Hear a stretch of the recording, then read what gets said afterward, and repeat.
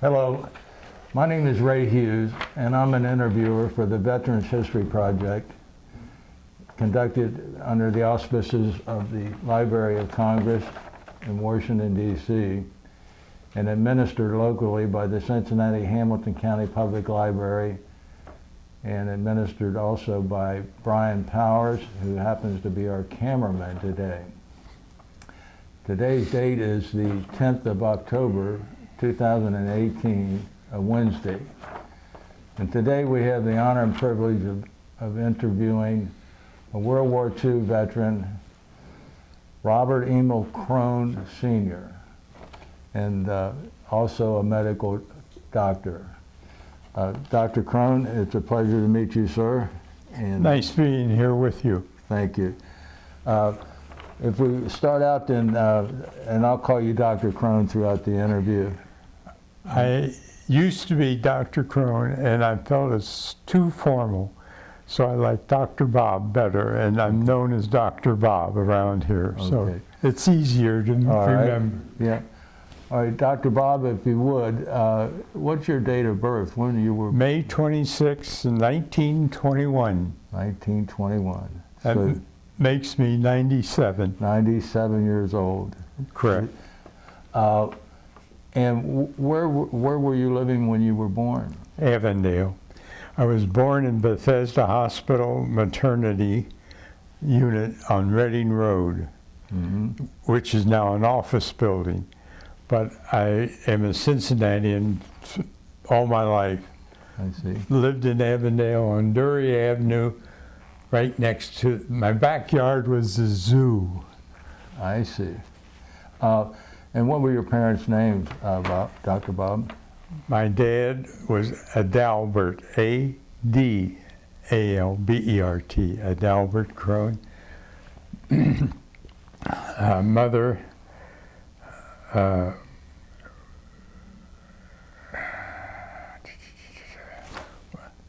Mary Mary Feinfeld. Mary Feinfeld. Yes. I see. Now those are both good German names. Feinfeld's French, I believe. Oh, it is. Ah. So the French and the Germans got together. Yeah. What did your dad do for a living, Dr. Bob? He was a watchmaker jeweler. I see. My grandfather was a watchmaker jeweler. Came across, went to Montreal, couldn't get along with that French language. His brother was down here in Cincinnati, so he came down here, and that's why we're in Cincinnati. What was your grandfather's name? Emil. Emil? That's where I get the Emil. I see. And where did he come from? You say he came across and went to Frankfurt. Frankfurt, Germany? Yes. I see. And your mother, what was your mother's, do you remember your mother's parents? Grandma lived in Norwood. I only know her as Grandma Norwood, and I never saw her husband. He'd long gone before. Mm-hmm. And did your mother, was she a housewife, or did she work outside of the family? Mother always wanted to be educated, and in those days she made it to the second year in high school, and she learned to be a stenographer. And believe it or not, she was 107, and she still could type with all 10 fingers. She lived to be 107? Yeah. Wow. Now you said she was of French descent. Well, that's Grandma. Uh-huh. Feinfeld. Yes. Do you know what part of France they came from? I don't know any of that. I see. And what schools did you go to as a youngster? What grade schools? Avondale School, Reading Road, in the center of Avondale. Then Walnut Hills High School, then UC. When it came to going to I always wanted to be a doctor and Walnut Hills still is a college preparatory school. I believe it's ranked at like 12 or so in the country. I saw a recent evaluation. But it's still a fine school. Yes. And then I went to UC. Dad said, I'll help you in college, but the streetcar's got to take you. So all these fancy schools from Walnut Hills on commencement day, why they were going to Yale and all the Harvard, and here I'm going to UC, but I was glad to do that. Did you go to UC before you went in the military? Yes. I see. I had basically I had liberal arts and what they called pre-med. I went into the military not as a doctor, as a volunteer. My service number was 1536-1154. 1 means I was a volunteer. 3 means a draft. Yes. Did you? Yes. And the 5 meant the 5th Service Command. Well, I went in without a degree, but I had all this. Mother knew Dr. Barber, and Mother was in some of the ladies' organizations. And they agreed that my military training would be considered 1 point, and I graduated in absentia in liberal arts, pre-med. I see. As a young man growing up, did you have any hobbies or jobs that you did? My first job was hopping over the backyard fence and passed out programs to the zoo opera, 50 cents a night. As I grew up, I put in coal, polished cars, things like that. And I always had a hobby of doing woodworking of some kind, fixing things. And in 37, you saw my coach that I made. I was 16 years old then, and I won 2nd place. And that was quite a deal for me. And that gave you some sort of a scholarship or funds, didn't it? It helped with the initial down payment to med school, I see. or to pre-med.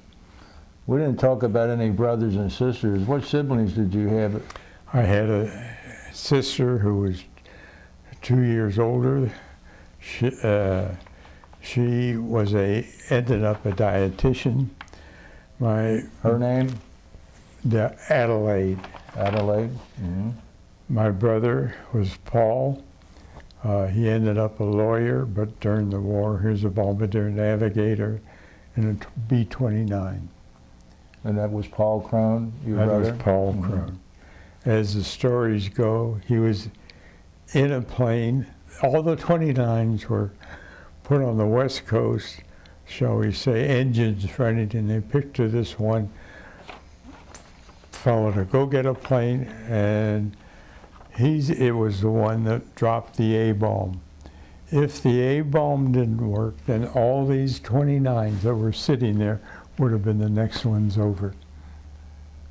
Now, and what did he have to do with the plane that dropped the bomb? He was amongst all the B-29s. He didn't drop it. No, I know, yeah.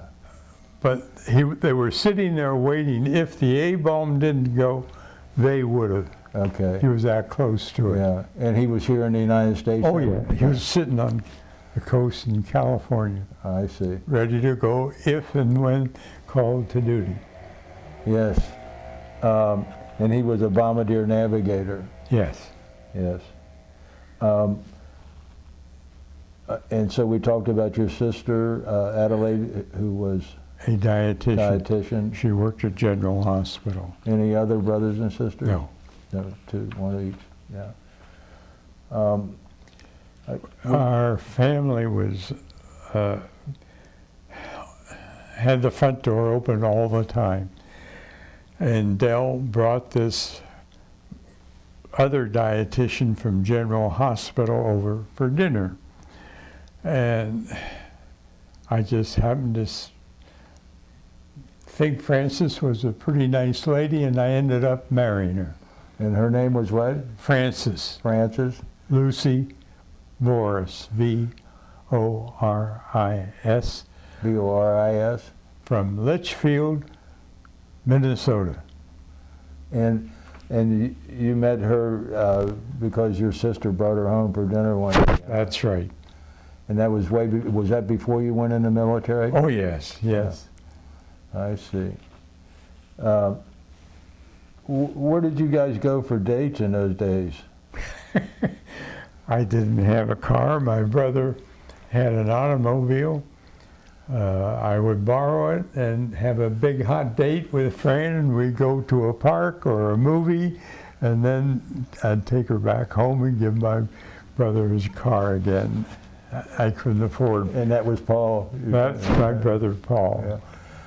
Paul was older than you? 4 years younger. 4 years younger. And he had a car and you didn't, huh? Yes.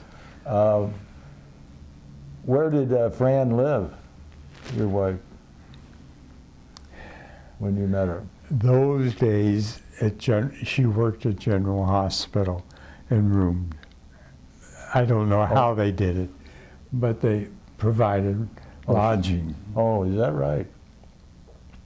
And her parents were, did you ever meet her parents? Her mother, her father was a Presbyterian minister up in Minnesota, and Letha was her mother, Letha Voris. Her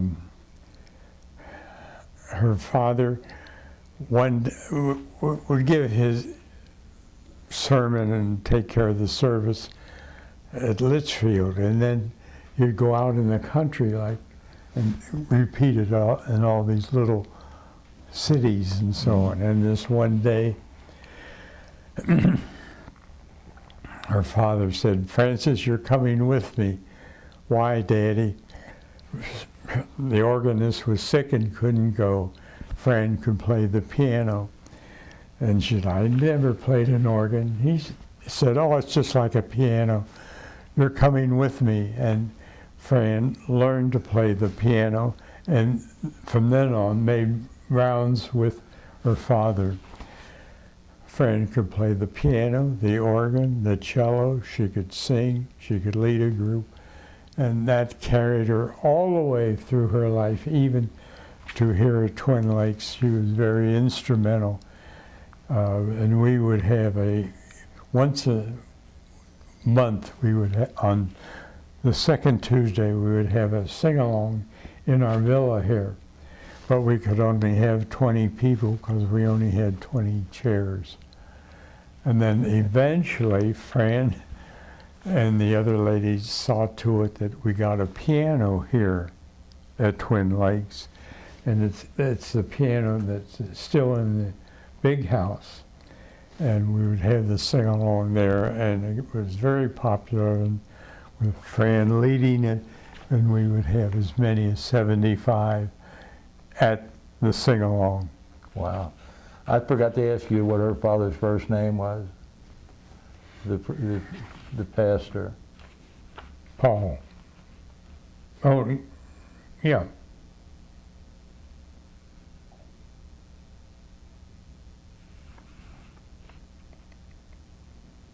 Paul. Do you remember how she ended up in Cincinnati, though? Coming from... Came here, dietitian, you had to be like an intern for, and that was why she was at General Hospital, and that's how my sister met her and brought her. After you all got acquainted and married, of course, did she continue working as a dietitian, or? For a while. I see. Until I got through school. Yeah. Well, because I went to med school when I came back from service. Yes. I was going to ask you if Fran had any brothers and sisters. Yes. Her brother was a dentist in California. A sister was a dietitian. The other sister was a nurse. I see. So they all stayed in. The girls were up in Minnesota. Oh, The dentist was in California. Fran was here. Fran was here. Yep. And did you? How many children did you and Fran have? We had a boy. His name was Robert Emil Krone Jr. I was so proud that I gave him my name. And we had a girl, Kathy Ann, and she is now a PhD in rehab in Arizona.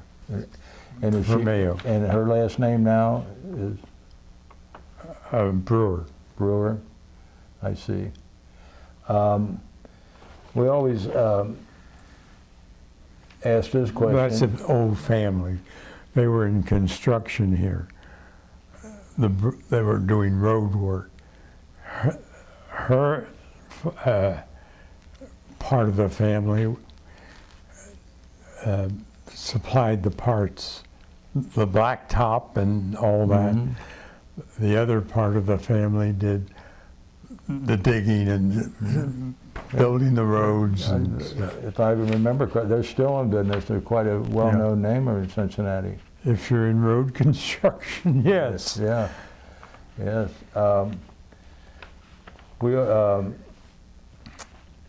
We always ask the question, do you remember the 7th of December 1941, and where were you when you heard about the attack on Pearl Harbor? I was a stamp collector. It was common that you saved stamps that came in on envelopes, of course. You put them in water and soak them, and the stamps came off, put them upside down on newspaper, and that's what I was doing at the time I heard of World War II. You were at home, Yes, and you heard it on the radio, of course. yes. Do you recall how you felt on that day? This is 1941. You're 20 years old. I don't recall, since we're at war, I am going to war. I don't remember that, but I did volunteer for the service. When did you join in? 43. 43? I think it was September. September of 43? I believe that's the date. Yeah. Where did you go to join at? Fort Thomas. Fort Thomas? And the first night, what I remember of that event, the mess sergeant said, as you go through the line, take what you want, but eat what you take, otherwise you will do KP. And that's how they got guys to do the KP. I got a nice little piece of meat that the person in back of me got a big knuckle of a big bone with meat hanging on it. No way in the world could he eat it. So he had to do KP. When you went over to Fort Thomas, to sign up, did they take you into the military right away, or did you get to wait at home for a while? My memory is I went over as a volunteer. Precisely when I signed my name, I don't remember when or where. Okay. What made you think about joining the Army versus the Navy or the Marine Corps? I guess because I wanted to be a medic. Okay. Well, there were medics in the Marines, and Yeah. my brother joined the Air Corps because he wanted to fly, and I wanted to be a medic with my feet on the ground. And Was Paul already in the service when No. you? No. He followed me. He followed you, yeah. 'Cause he was 4 years younger than you, Yes. so that's why he followed you there, yeah.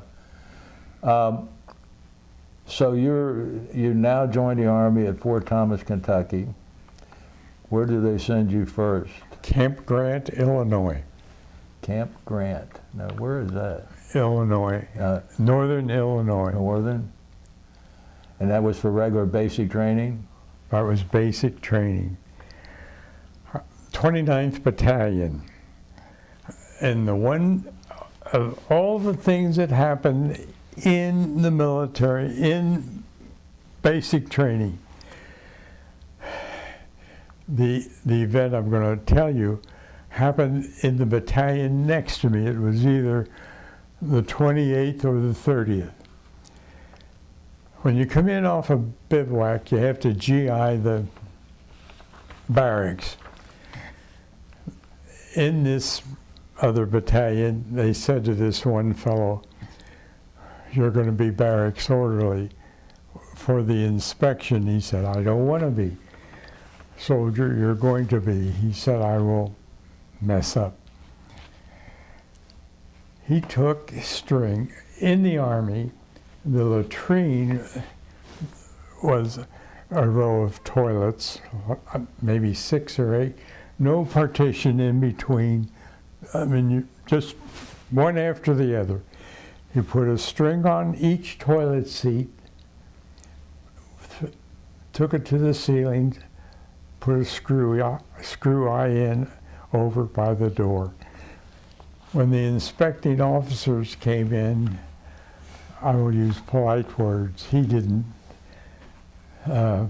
Toilets, tinge, hunt. He pulled the string, and all the toilet seats came up like at attention.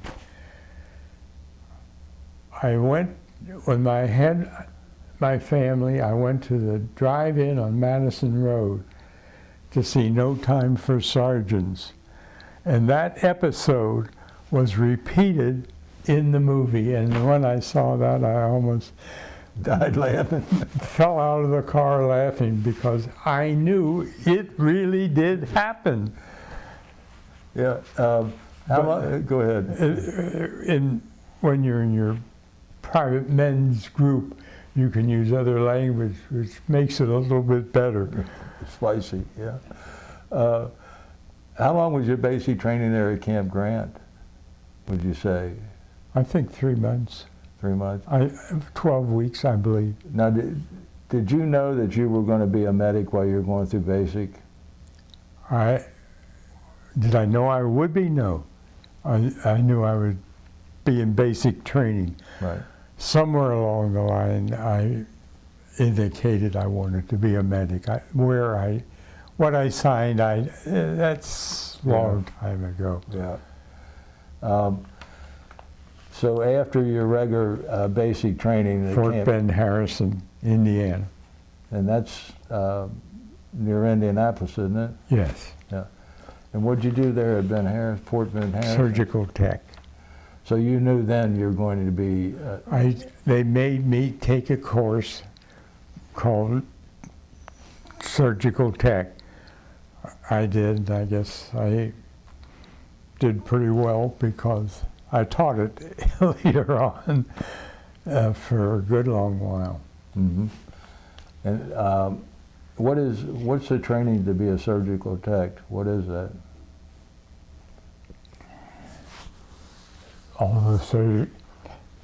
To be able to assist at all surgical procedures, period.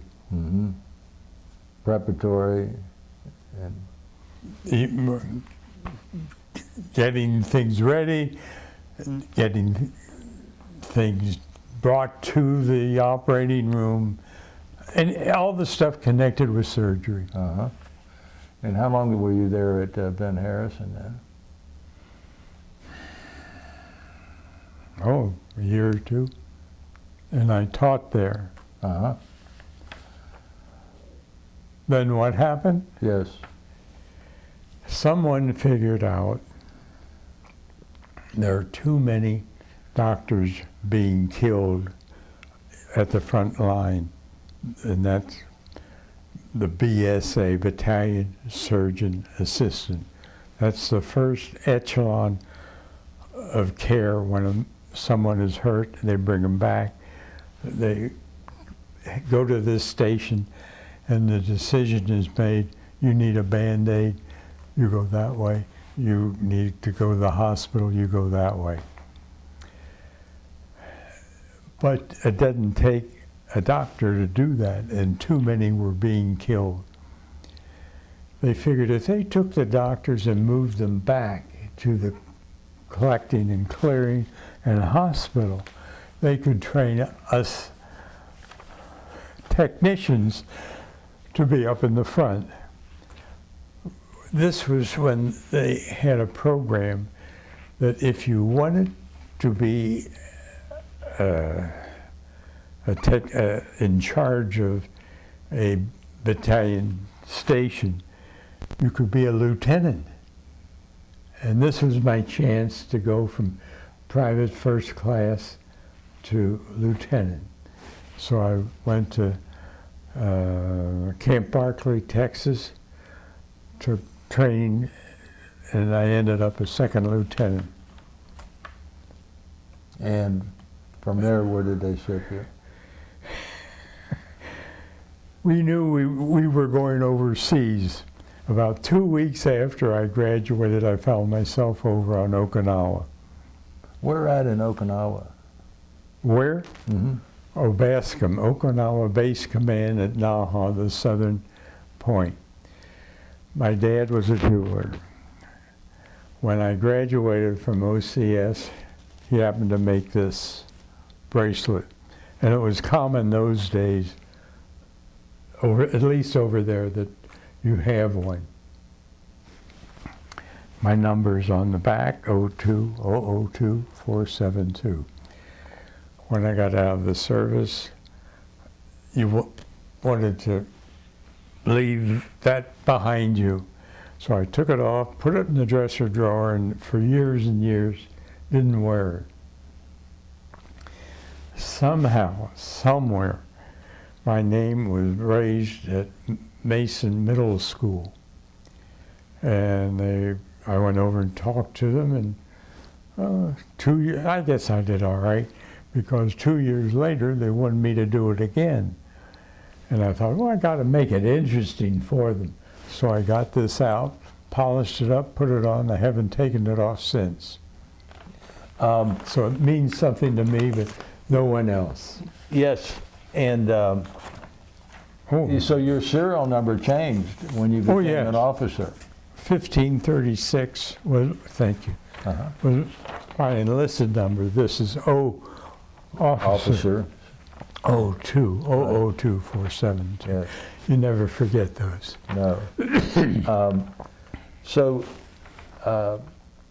you were at Barkley, correct, for your training? OCS.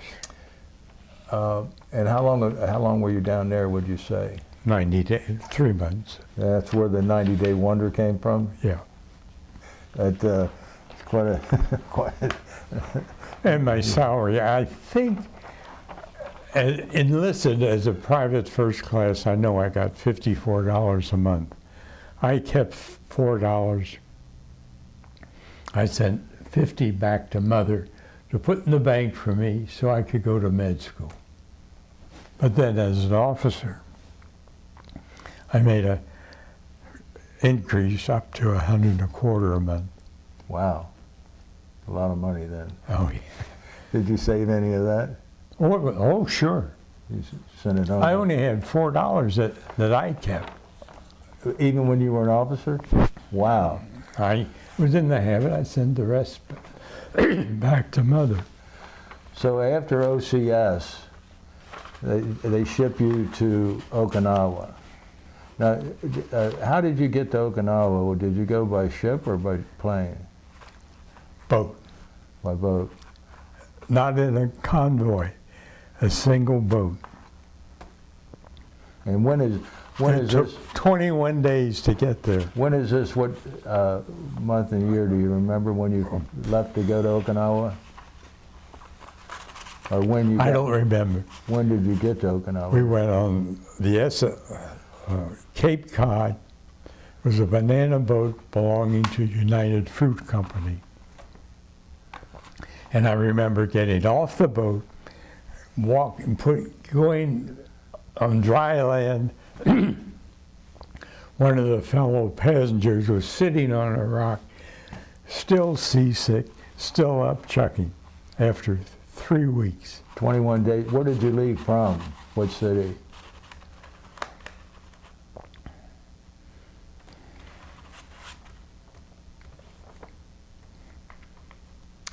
I know where we came back.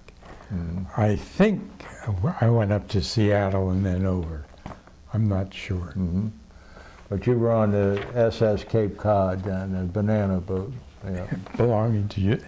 When you hear about a banana boat, our mess hall was a hold of a ship. It was like an elevator shaft. Nothing, just 4 walls with tables, and that's our mess hall. So you land and you're at Naha. They had an air base there too, didn't they? Yeah. Was that Kadena? Yes. And the airstrip was Kadena. Yes. Yeah.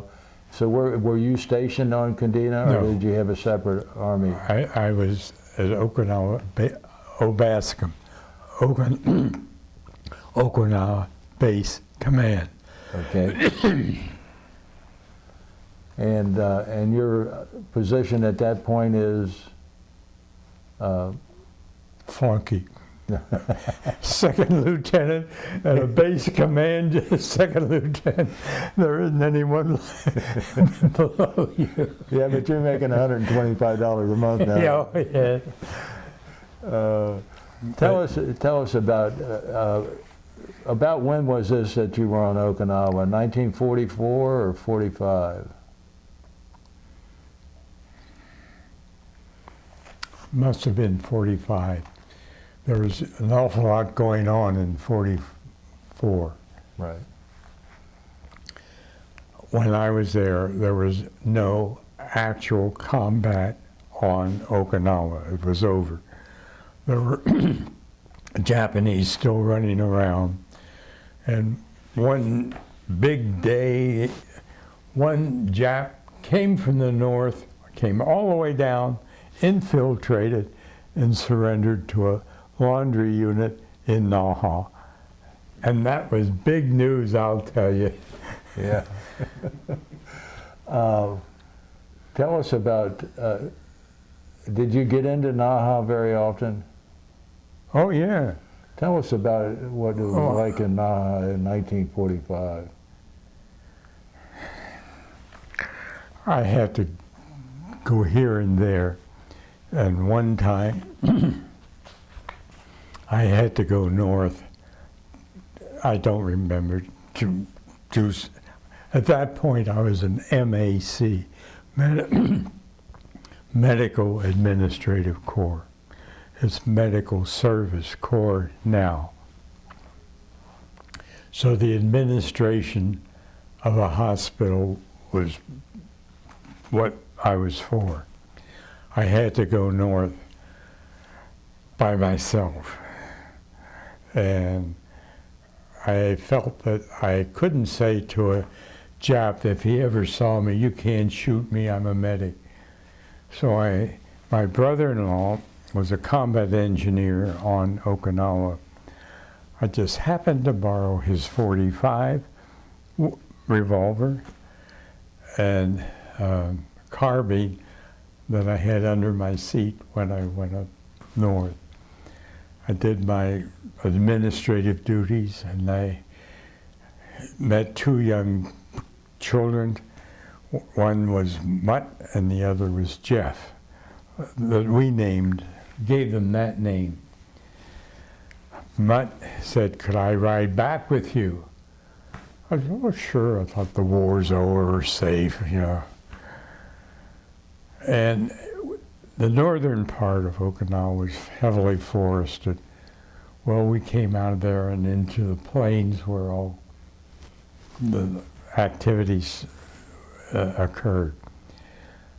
He said, stop. And I thought, oh, good Lord. I don't know whether this kid is on their side or my side. So I sat there with my hands like so, the hands on the 45 just in case. And this kid came out with an ashtray. I still have it. I have it up front in that chest you saw. Presento for taking his picture and giving him a ride down. So nothing happened. Wow. All good luck. Oh, yeah. Who was your brother-in-law? Dale. And Dale Boyd? My sister's husband. Oh, Dale Lloyd. Dale Edwin Lloyd. He was a combat engineer on, I don't know the unit, on Okinawa. his last name was Lloyd? L-L-O-Y-D. David Lloyd. Is he still alive? No. No. Spring Grove. Spring Grove. But he was a combat engineer on Okinawa then, huh? Yeah. Did you guys get to see each other very often? I saw him, but not very often. How'd you find out he was there? I don't know. I guess a family letter or something, but I don't remember that. Yeah. That's quite a coincidence when you think Yes, it about is. But it was very, quite frankly, I didn't have any weapons training, but I did before I went up there. I got so I could hit a tin can from 30 feet away. With a handgun or a rifle? Revolver. Is that 45. That's pretty good. That's pretty good. That's right. But mother of necessity. Yeah. Did you have a lot of casualties there on Okinawa that you had to take care of? I did not take. I was not a doctor. You were. I was a medical administrator. Administration, yeah. And I didn't get any need for direct patient care. I had to account for them, the numbers, who went here, who went there, the administration, but so far as rendering medical care, I did not. While you're there, did you have anything to do with the Air Force at all? No. And just to see it. And what about, were there any well-known people that you ran across in the Army or in the medical corps there that you ran across while you were on Okinawa? Other than my brother-in-law? No, I didn't know anyone. What I remember of Okinawa was Suicide Cliff. I remember there were two cliffs joining.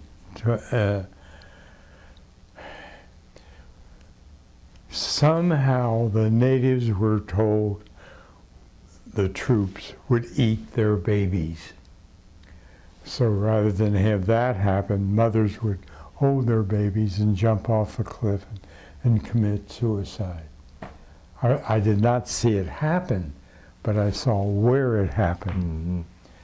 The other thing I remember along Kadena airstrip, and it so happens one of the residents here was a pilot that flew a plane that landed at Kadena. There was a big row of cliffs with caves, and the Japs had big guns, not machine guns or 50 caliber. I mean, big howitzers like artillery. Artillery. Yeah. In the caves. They'd pull them out, fire, and pull the weapon back in so we couldn't get them. It was necessary to destroy these weapons.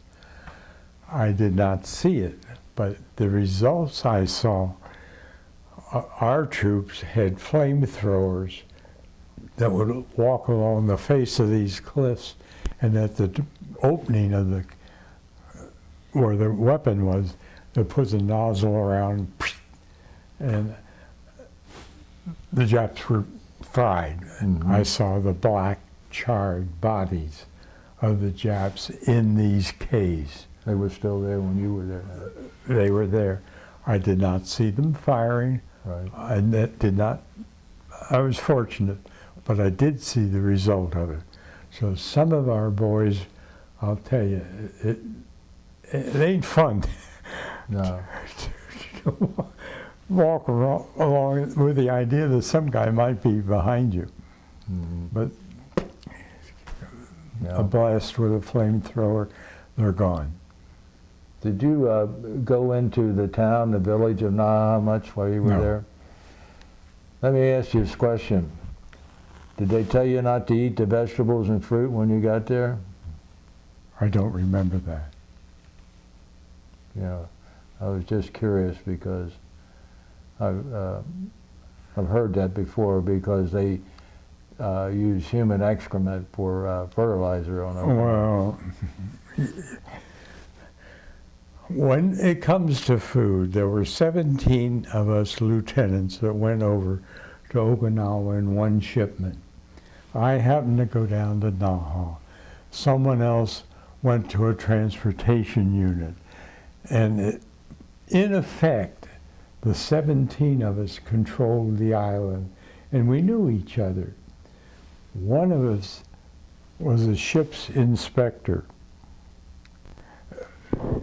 to see before a ship could come in, is it free of disease and what's your cargo and all this.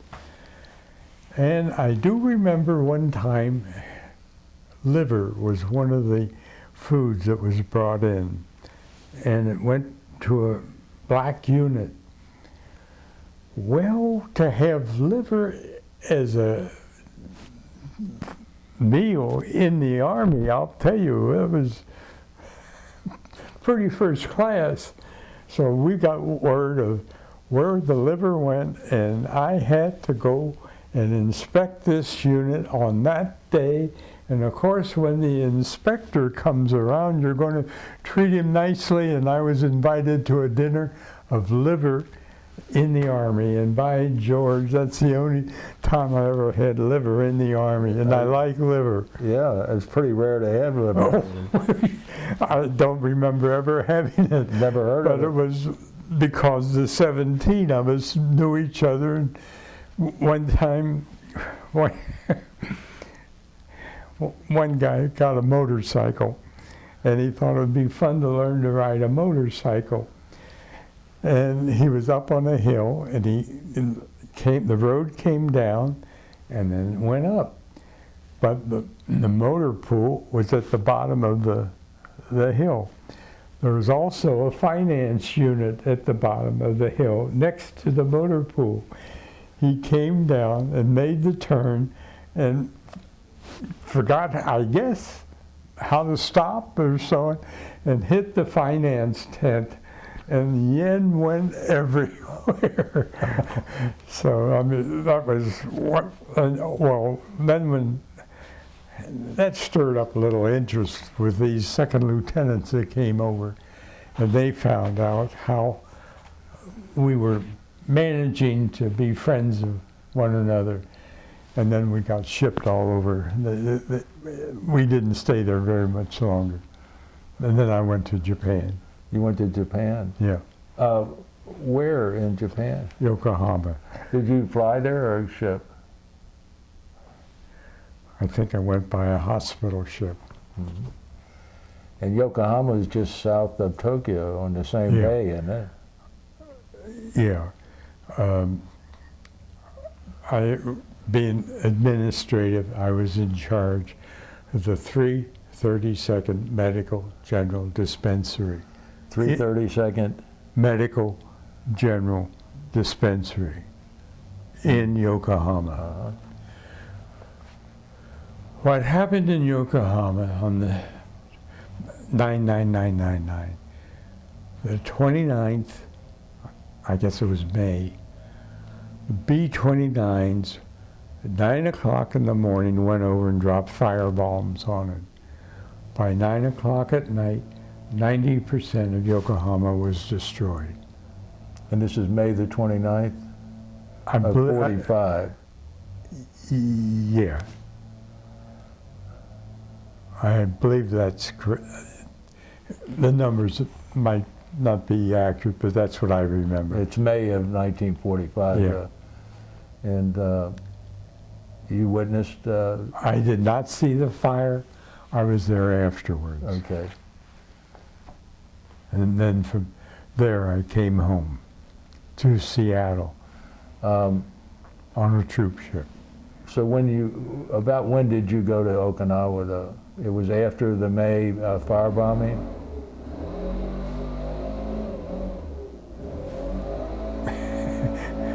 Yeah.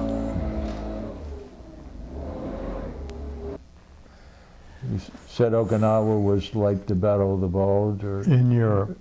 In the, It was the battle. And when we were able to take it, that was a turning point. And from then on, it was duck soup. yeah.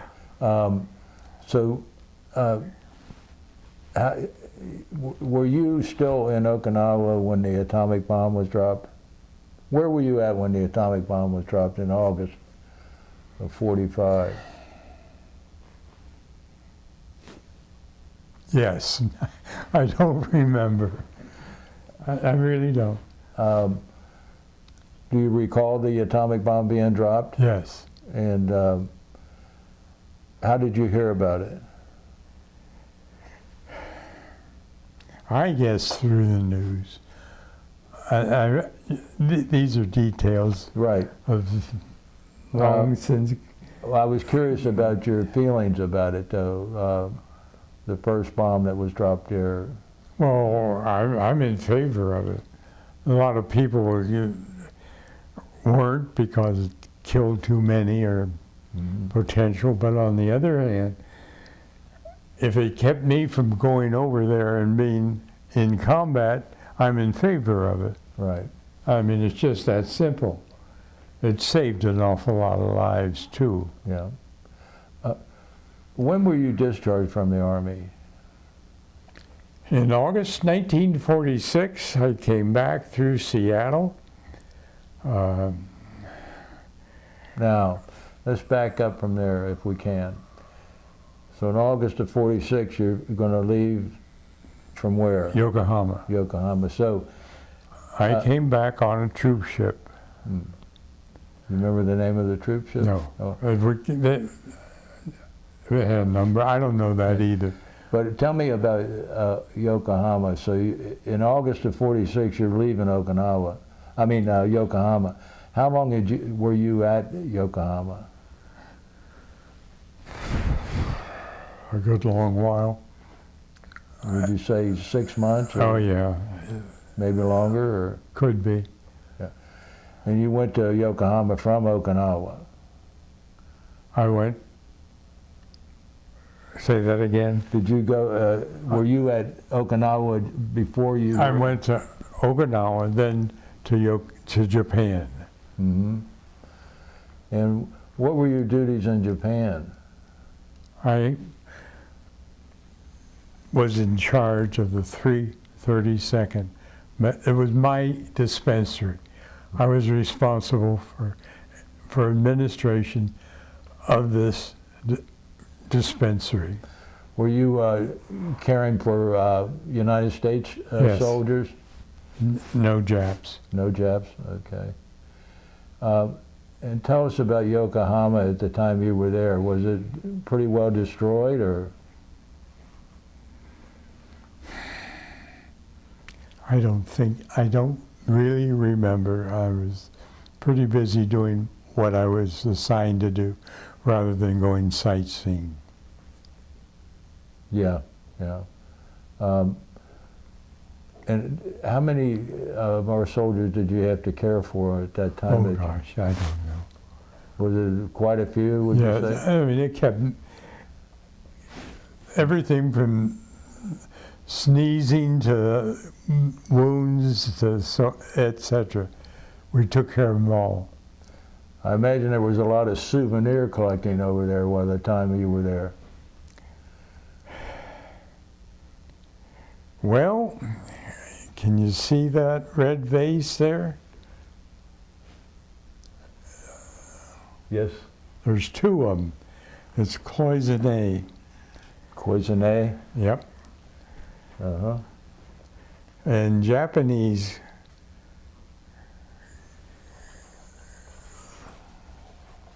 Mm-hmm. what we got here?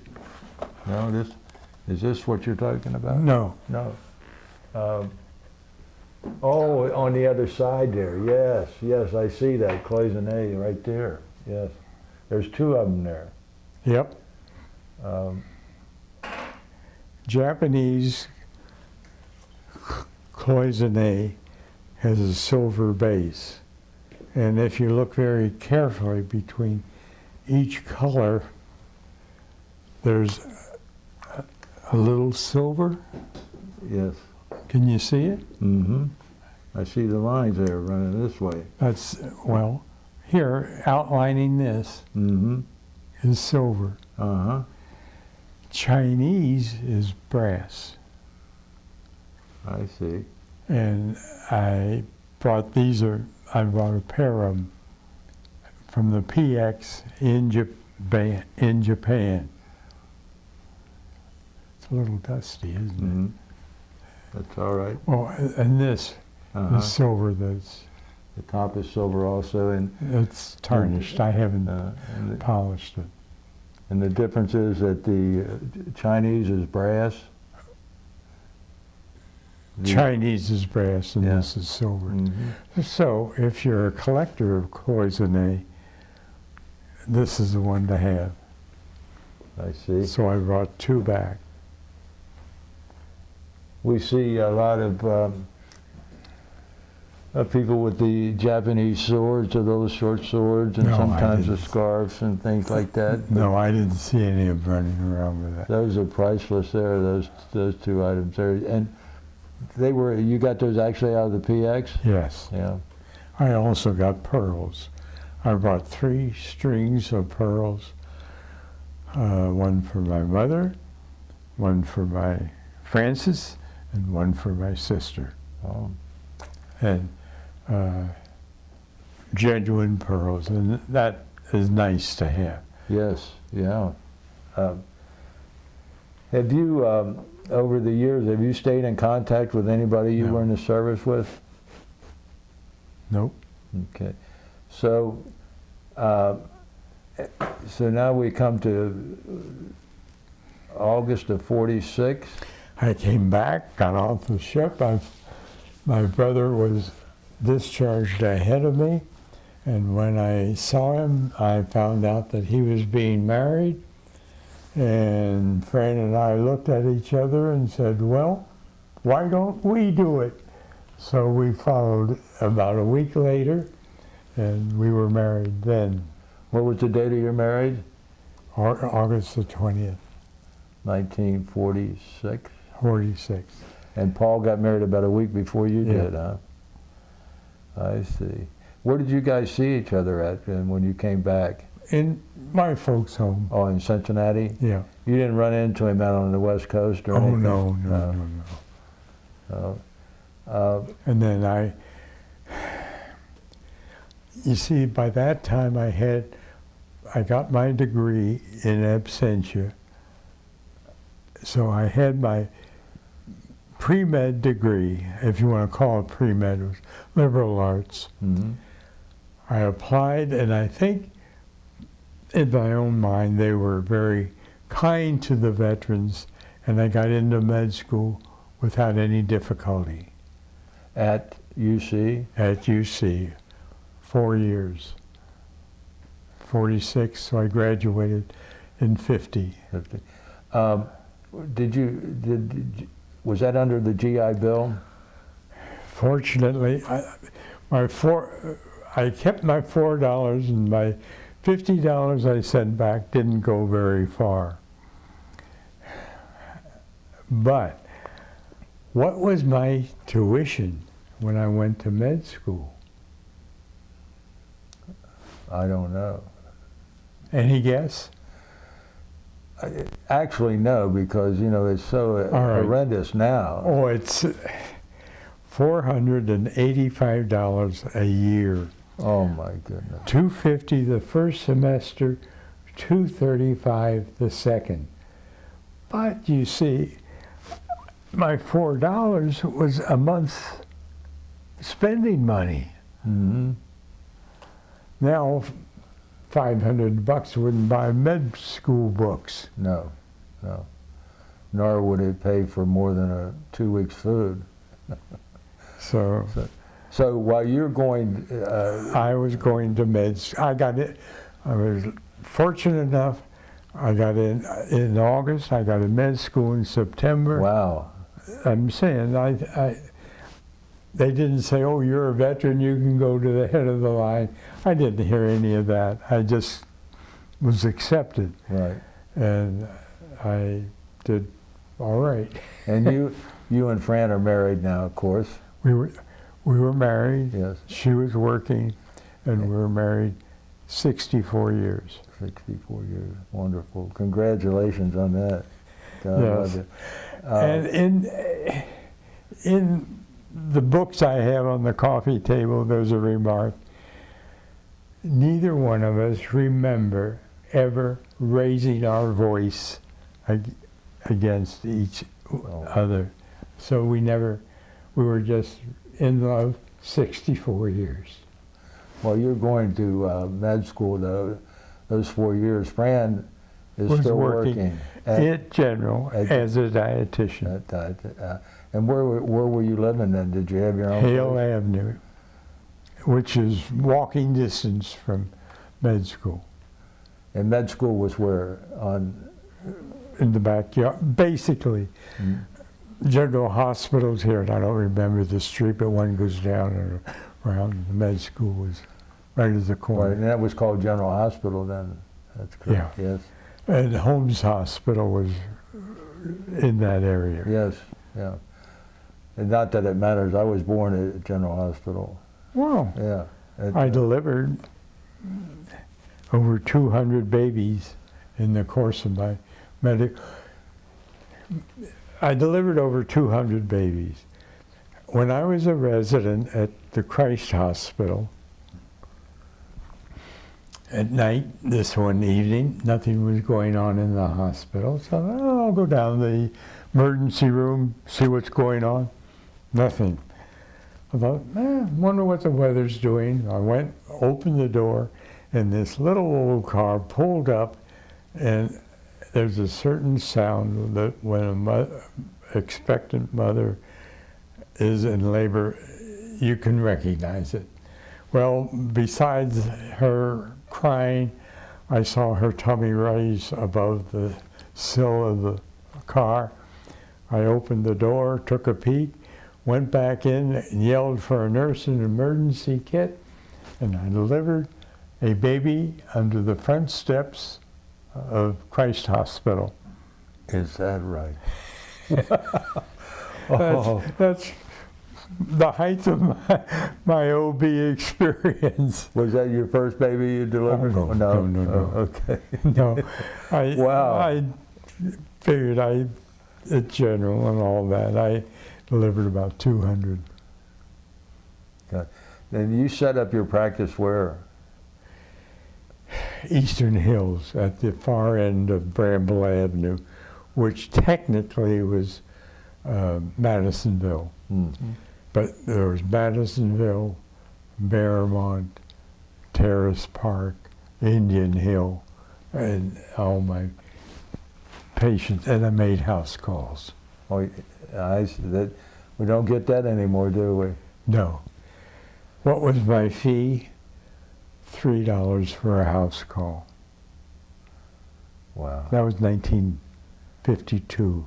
I graduated in 50, internship, residency, and then in practice. Mm-hmm. And how long did you practice medicine then? Into the middle 70s. Until the 70s? Middle, Middle. 75. 75. Technically, I don't have my license. I gave it up, but technically, I'm still practicing medicine because every now and then someone here says, "Doc, can I ask you a question?"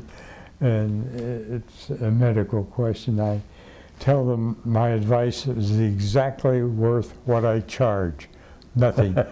So, Oh, we're rapidly approaching about the end of our interview here. I take it that Fran has passed away, yes, and when did that happen? 74. 1974.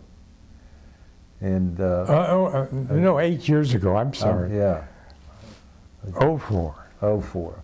Yeah, 92.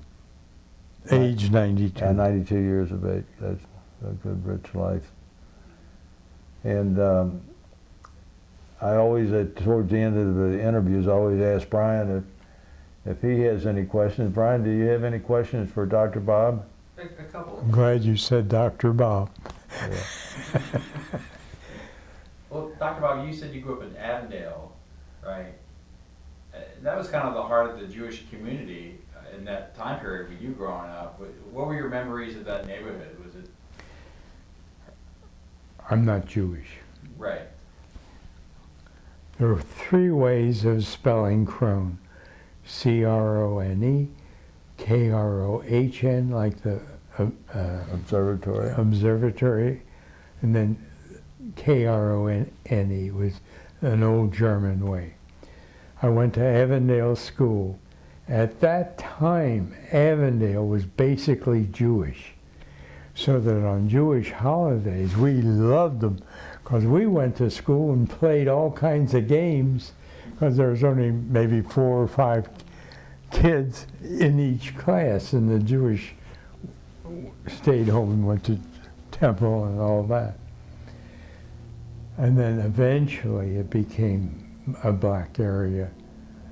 And one time, maybe 5 years ago, I came out Reading Road and I thought, oh, I wonder, look at that, Avondale School. It isn't there anymore. But the Lincoln statue at Rockdale and Reading Road was still there. Mm-hmm. Then on down the street a little bit, maybe a block or 2, was the church, a Presbyterian church I went to. I was going to go down, but it was totally black. Men standing, not one, I mean dozens of them, standing around doing nothing. And I was afraid to go down as a white guy to check the church, so I didn't go down. So it's a black area now. But when you were growing up, you grew up near the zoo, right? The, You grew up near the zoo, yeah. that part of Avondale. But how far away was their business area? Would you go there a lot? Wasn't there a movie, the Avon movie theater? Wasn't there like a little central part of the neighborhood, like a business There was district? a Forest Theater, Reading Road, Yeah. and we had our Saturday matinees for 10 cents. The story on that is a side story. I remember seeing a movie of Abe Lincoln drilling troops. And he had the troops in a field and wanted to get them in another field. There was a post and rail fence with a narrow gate between. When you're drilling troops, there's a certain protocol. You got to follow a certain deal, like by the left flank and the right and all that. Abe brought his troops to the gate, said fall out, walked through, fall in. And that's how he got his platoon from one field to another.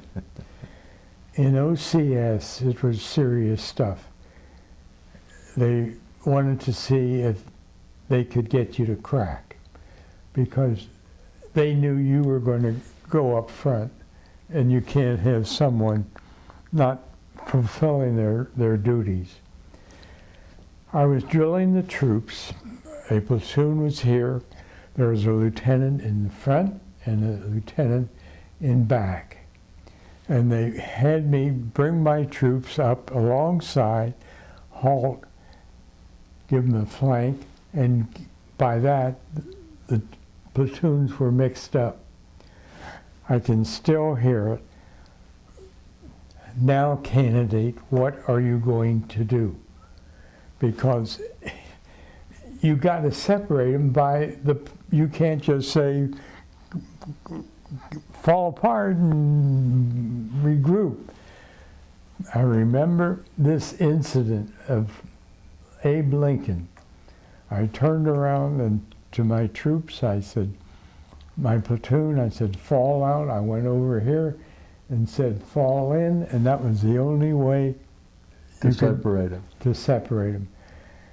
And they never asked me to drill the platoon again or gave me the dickens, or they let me alone because I kept my head and knew what to do. I mean, it's just Yeah. a side issue, but that's how I got through. I knew what to do. Yes. Yeah, very clever. I always thought, it's amazing. When I'm being a doc, you think of stuff. When, like this incident, I can see it just as clear as can be. Where is it? Is it up here? They can say memories up front and this, but you now get these little chips, like 1,000 pictures, and a picture of the volcano. Mm-hmm. It's that, it isn't even that big, and look how they blow it up now. Yeah. So this thing works in that manner, Right. with such detail, and we don't appreciate how good we have it. Or how much recall we can actually have, like you. Right? You can recall some things when you were a child. Certainly. I was curious, you're from a family of, in the jewelry business. Yeah. How come you didn't go in? What did your interest in medicine come from? I lived in Avondale. There were interns renting rooms, and in grade school they'd ask you once a year, what do you want to be? In the 6th grade, I responded, I want to be a doctor. Why, where, and etc., I don't know, but that is the earliest I can think of. I guess you didn't have any interest in going in your father's business? No. Although, I mean, things like this. Oh, incidentally, I forgot to ask, did your dad work for a jeweler in town? No. He worked out of his own home, or? He worked for Alice Chandler's. Big tractors and things. Alice Chalmers? Yeah. Yeah. And Heavy equipment they made. And then he set up his own store in Oakley. My grandfather came from Frankfurt, Germany. I think I mentioned it, to Montreal, then down here. Dad learned the trade from him, but did not use it until after Alice Chalmers. And, It was during the Depression that he set up store. And he had a store in Oakley. You know where St. Cecilia is? I do, yeah, sure. It was across the street. Oh, yeah. There's a hardware, there was a hardware. Schluter. Schluter's Hardware. Yeah. Dad knew the milling machine. Oh, yeah, the Cincinnati, the milk, Who was- milk run. What they call the Cincinnati, the mill, The mill. Who ran the mill? I don't know who owned that. I- The operation had been around a long time. Oh yeah, it was as well as I can't. But your father knew that guy who? Oh yeah, but he would come down. This is Depression days. Come down, lean on Dad's jewelry case, and shoot the bull for an hour or so because nothing was doing. And then he'd go next door to Schluter and buy 1 micrometer. A micrometer is a tool that will measure the thickness of the paper. Mm-hmm. Father Kuntz was over at St. Cecilia. He would come over to Dad, take off his collar and say, "Here, Al, I want to go bowling." And Dad would put his collar in the safe. When he was through bowling, he'd come back, "Give me my religion." He'd put it on and he'd go back across the street. Oh, jeez. I can't come up with. Well, they will come to you. Yeah, as soon as you leave, I'll know. Well, you mentioned that you went to UC as an undergrad, but before you went to service, did you get a degree before you went into service? Were you able to finish an undergrad? I mentioned I had all my pre-med except 1 pointer degree, so I didn't get it. In the service, Mother was a fantastic lady. The Mother's Club and all that, she was mixed up with that, and was talking to Dr. Barber, and they said, "Well, we'll certainly honor his training in the military for the 1 missing degree." And I got my master liberal arts in the service, in absentia. Now, med school, most of us were veterans, and we wanted to get it. We had a choice, in mass or individually. So, we thought we worked hard enough, we'll get it individually. We went into Nippert Stadium on graduation,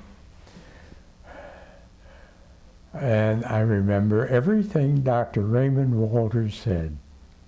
Not many people remember that, but in accordance with the authority invested in me by the Board of Trustees of the University of Cincinnati, I hereby confer on each and every one of you your proper degree, commencement dismissed. And it rained like hell. And we were in Nippert Stadium. And it rained. And here we are, cap and gown, and took them off and turned them in at the PX. PX. That was my graduation from med school. And Fran and I went home and cooked our own dinner. I remember that. And Well, I was curious about your brother, because he was younger than you. Did he do any undergrad before he went into service, or did he do that after he got out? I think he got it before. I mean, did he know he wanted to be a lawyer before he went into service, or was that something later? I don't know. Yeah. I wasn't sure if he was a kid who knew he wanted to be a lawyer since he was... Why he wanted, there's no lawyers in our family. But right now it's interesting. I'm a doctor. My son is a doctor. I'm a family doc. He is a gastroenterologist and a hepatologist. He married a lady who is an anesthesiologist who teaches at med school and practices at UC Hospital. Their daughter is a doctor who is specializing. She works for Mayo and rehab, and they have a daughter who is a doctor who specializes in rehab. So there's 5 of us, 3 MDs, 2 PhDs. And my wife was a dietitian, and I said, if Fran is looking down on us, I think she'd be proud. Oh, yes, yeah. Gosh. But Well, I'm proud to know you. And I mean that sincerely. Yeah. I just had really just one more question.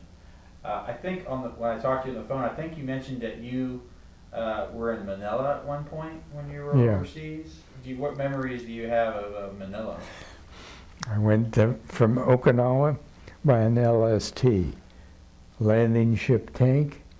The front doors open like so. It runs up on shore, the doors open like that, and the tanks run out. My idea of Manila was a beautiful old city, buildings and so on. I was up in the bow of the boat, landing ship tank, when we landed. As we landed, the captain said, I will take over. He was training another guy to take over when he landed. He said, I'll take over now. And he drove that ship right between two others, and you could reach over and shake hands with a guy on either side. But he said, I want to go home. And that's why he took over. As we pulled up, I looked, I was in the bow. There was a sidewalk and a road coming down to the boat. A lady stopped, spread her legs, urinated, took an umbrella, wiped herself, and then went on. And that is my first initial impression of Manila. And obviously I made an impression on me. Oh. How long were you there? Not long. Yeah. Why were you there? Was that just a stopping off point? Or? To get rid of me from Okinawa, they sent me to FWESTPAC, American Forces Western Pacific. It's a big headquarters. Were you just doing administrative stuff there? Yeah. And I went there, but I don't remember how long. I'll say 3 months. Yeah. And then I went to Japan. In Japan, that's when I got the charge of the dispensary. I wanted to ask one question about Okinawa. Guys that we've interviewed, some of them talked about when the weather got really bad. Did you ever experience anything bad weather? I don't recall any typhoons or any of that stuff. Okay. It's amazing. You see, that's 75 years ago. That's right. And if you really wanted details that you could say, actor, you should have been here 50 years ago. This is You forget a good bit, but as you begin shooting the bull, you churn up and begin to remember. well. You've filled in a lot of blank spaces for us, and I hope I did. I want to tell you, this has been a wonderful interview, and we appreciate so much, Dr. Bob. And I want to thank you for the interview. So absolutely, And I want you're to quite thank, welcome. and I want to thank you for your service to our country, Thank you. and thank you for the service to our community. Thank you.